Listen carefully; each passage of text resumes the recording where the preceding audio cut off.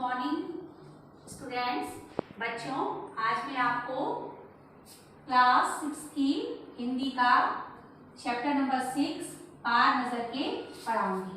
बच्चों, अभी तक आपने सुना जो मैंने आपको पढ़ाया था, उसमें आपने सुना कि किस तरह से छोटू सुरंगनुमा रास्ते पर चला जाता है और वहां पर उसको किन किन परेशानियों का सामना करना पड़ता है, और उसके बाद जब वो पकड़ा जाता है तो छोटू के पापा उसको किस प्रकार से समझाते हैं, और मंगल ग्रह पर जीवन में क्या क्या मंगल ग्रह में जीवन में सूर्य से क्या क्या परिवर्तन आए उनके बारे में समझाते हैं। और उनको फिर क्या होता है कि कंट्रोल रूम का जो वहाँ पे वापस आकर वो देखते हैं कि कंट्रोल रूम में क्या क्या वातावरण है, और एक टीवी की स्क्रीन पर एक छोटा सा तारा दिखाई दे रहा है, और वो तारा वो सोचते हैं कि यह कोई ये तारा है कि क्या है, लेकिन वो तारा अधिक नहीं रहता है, वो ऐसा लगता है कि हमारी पृथ्वी की ओर चला आ रहा है, और वो कंप्यूटर में ही देख रहे हैं कि ये क्या चीज़ है। यहाँ पे मैंने आपको पढ़ाया था, और अब आप बुक खोलिए अपनी और मैं आपको अब रीडिंग करवाऊंगी। तो बच्चे, अब हम आगे रीडिंग करते हैं। कल तक हमने पढ़ा कि किस तरह से छोटू के पापा ने टीवी के स्क्रीन पर एक छोटा सा बिंदु देखा और उसमें उनको संदेह हुआ कि यह क्या है। आगे देखिए, अंतरिक्ष यान तो नहीं है। छोटू के पापा ने अपना संदेह प्रकट किया। संदेह हमें भी है, आप सब इस पर बराबर ध्यान रखिएगा। छोटू के पापा सोच में डूब गए। क्या सचमुच अंतरिक्ष यान होगा? यहाँ वहाँ से कहाँ से आ रहा होगा? सौरमंडल में हमारी धरती के अलावा और कौन से ग्रह हैं? जीवों का अस्तित्व होगा? कैसे हो सकता है? और अगर होगा भी तो क्या इतनी प्रगति कर चुका होगा कि अंतरिक्ष यान छोड़ सके? वैसे तो हमारे पूर्वज ने भी अंतरिक्ष यानों उपग्रहों का प्रयोग किया है, मगर अब हमारे लिए यह असंभव है। इसके लिए आवश्यक मात्रा में ऊर्जा हो तो काश इस नए मेहमान को नज़दीक से देखा जा सकता। हाँ, अगर वह इस तरफ आ रहा होगा तो यह संभव हो सकेगा। देखें, अब अंतरिक्ष यान से एक यांत्रिक हार बाहर निकला। हर पल उसकी लंबाई बढ़ती ही जा रही थी। छोटू के पापा ने अवलोकन जारी रखा। कॉलोनी के प्रबंध समिति की सभा बुलाई गई। अध्यक्ष भाषण दे रहे थे। हाल ही मिली जानकारी से पता चला कि 2 अंतरिक्ष यान हमारी मंगल ग्रह की तरफ बढ़ते चले आ रहे हैं। इनमें से एक अंतरिक्ष यान हमारे इर्द गिर्द चक्कर काट रहा है, पर कंप्यूटर के अनुसार ये अंतरिक्ष यान नजदीक ही के किसी ग्रह से छोड़े गए थे। ऐसी हालत में हमें क्या करना चाहिए, इसकी कोई सुनिश्चित योजना बनानी जरूर है। नंबर 1, आपका क्या ख्याल है? इस तरह से बच्चों टीमें थी, नंबर 1, नंबर 2, नंबर 3 करके, और जो अंतरिक्ष यान की तरफ से जो अंतरिक्ष यान की तरफ से जो कुछ हमारे उन्होंने टीवी स्क्रीन पर देखा जो उनके नज़दीक आ रहा था, वो क्या था, उनको लगा कि ये उसमें से कुछ हमारी पृथ्वी का कुछ विशेष देखने के लिए ये देखने के लिए आ रहा है कि यहाँ पर क्या है, कैसे है। तो इसके लिए उन्होंने उसमें से एक लंबा सा हाथ निकला, तो उसके विषय में उनकी योजनाएं चल रही थी, आखिर ये क्या है।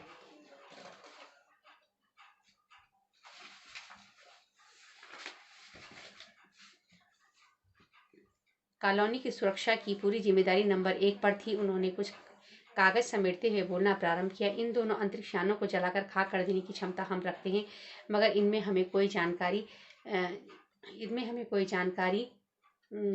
हासिल नहीं हो सकेगी। अंतरिक्ष यान बेकार ही जमीन पर उतरने पर मजबूर कर देने वाले यंत्र हमारे पास नहीं है।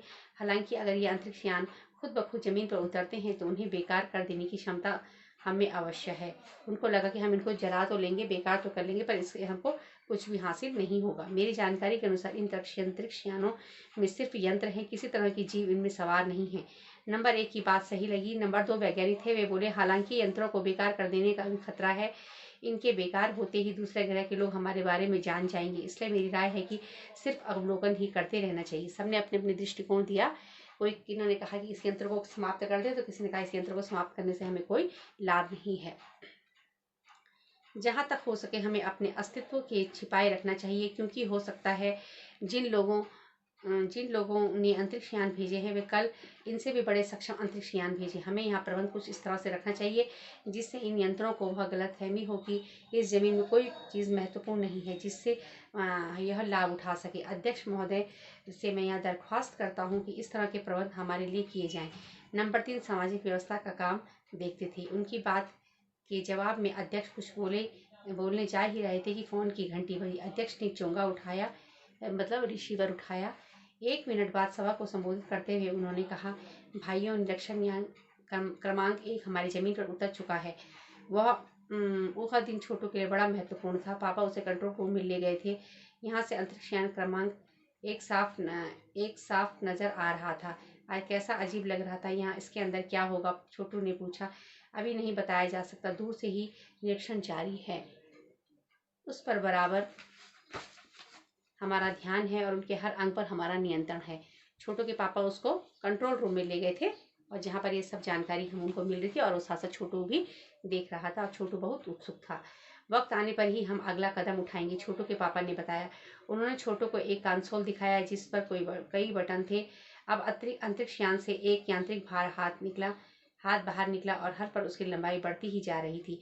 वह शायद जमीन पर पहुंचकर मिट्टी उकेर कर ले जाना चाहता था। कुछ लोग स्क्रीन पर दिखाई दे रही अंतरिक्ष यान की इस हरकत को ध्यान से देख रहे थे, सिवा एक के उसका ध्यान कहीं और था। छोटू का सारा ध्यान था कंसोल पैनल पर। वो जो वहाँ पे बटन लगे हुए थे, कंसोल पर बटन लगे हुए थे, उन पर उसका पूरा ध्यान था। बच्चों, कंसोल का एक बटन दबाने से अपनी इच्छा को वो रोक नहीं पाया। वह लाल बटन उसने बरबस अपनी तरफ खींच रहा था और सहसा खतरे की घंटी बजी। सबकी निगाहें कंसोल की तरफ मुड़ी। पापा ने छोटू को अपनी तरफ खींचते हुए झापड़ रसीद कर दिया और लाल बटन को पूर्व स्थिति में ला दिया। और वो जो है छोटू उस लाल बटन को दबा दिया जिससे कि कुछ भी खतरे की घंटी बजी वो गलत था। और छोटू के पापा ने उस पर एक झापट लगाया और उसको फिर बटन को ठीक कर दिया। मगर उस तरफ अंतरिक्ष यान की उस आंतरिक हाथ की हरकत सहसा रुक गई। वह यंत्र बेकार हो गया। उधर पृथ्वी पर national aeronautics and space administration NASA द्वारा प्रमुख व्यक्तित्व ने सबका ध्यान अपनी ओर आकर्षित कर लिया। मंगल की धरती पर उतरा हुआ अंतरिक्ष यान वाइकिंग अपना निर्धारित कार्य कर रहा था। हालांकि किसी अज्ञात कारणों से अंतरिक्ष का यांत्रिक हाथ बेकार हो गया था। वह केवल मिट्टी उठा के ले जा रहा था और उससे उसका यांत्रिक हाथ जब बटन दबाया छोटू ने बेटा तो वो खराब हो गया। नासा के टेक्नीशियन इस बारे में जांच कर रहे थे तथा इस यांत्रिक हाथ को दुरुस्त करने का प्रयास भी जारी है। उनके कुछ दिनों बाद पृथ्वी के सभी कुछ अखबारों में छपा नासा के तकनीशियनों को रिमोट कंट्रोल के सहारे वाइकनिंग को दुरुस्त करने में सफलता मिली और यांत्रिक हाथ ने मंगल की मिट्टी के विभिन्न नमूने इकट्ठे करने का काम प्रारंभ कर दिया और वो हाथ फिर से ठीक कर दिया गया और फिर उसमें फिर से वो मिट्टी उठाने का कार्य करने लगा। पृथ्वी के वैज्ञानिक मंगल की इस मिट्टी का अध्ययन करने के लिए बड़े उत्सुक थे। उन्हें उम्मीद थी कि इस मिट्टी का अध्ययन के बाद इस बात का पता लगाया जा सकेगा कि क्या मंगल ग्रह पर पृथ्वी की तरह जीव सृष्टि का अस्तित्व है। यह प्रश्न आज भी एक रहस्य है। तो बच्चों, आगे हम इस पाठ का सार समझाएंगे नेक्स्ट टाइम। Thank you.